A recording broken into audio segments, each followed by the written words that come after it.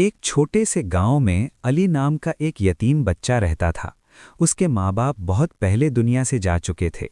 अली एक पुराने से कच्चे घर में अकेला रहता था और लोगों के घरों में छोटे मोटे काम करके अपना गुजारा करता था। उसकी जिंदगी में ना कोई सहारा था और ना ही कोई अपना।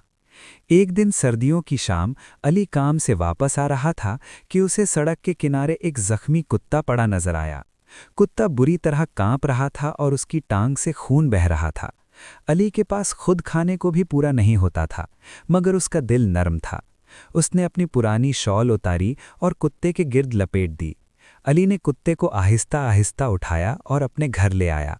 उसने अपने हिस्से की रोटी कुत्ते के सामने रख दी और कहा, डरो मत, अब तुम अकेले नहीं हो।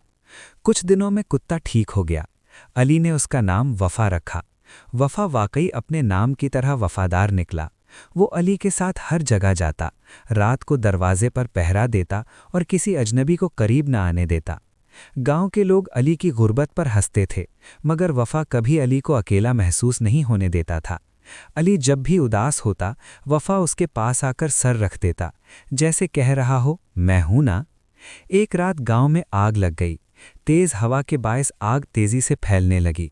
अली गहरी नींद में था। वफा को खतरा महसूस हुआ। वो जोर जोर से भौंकने लगा। अली को झंझोड़ा, मगर अली ना जागा। आखिर वफा ने अपनी पूरी ताकत जमा की और अली का बाजू दांतों से पकड़कर घसीटते हुए बाहर ले आया। कुछ ही लम्हों बाद अली का घर आग की लपेट में आ गया। अली की आंखें खुली तो उसने जलता हुआ घर देखा और फिर वफा को देखा, जो हाँप रहा था मगर उसकी आंखों में सुकून था। अली की आंखों से आंसू बहने लगे। उसने वफा को गले लगा लिया और कहा, तुमने मेरी जान बचा ली वफा। गांव वालों ने ये मंजर देखा तो उनकी आंखें भी नम हो गईं। सबने मिलकर अली के लिए नया घर बनाने का फैसला किया और वफा को गांव का हीरो मान लिया। उस दिन सबने सीखा कि वफादारी ना दौलत देखती है, ना रिश्ता, बस दिल देखती है। और कभी कभी इंसान से बढ़कर इंसानियत एक जानवर में मिल जाती है।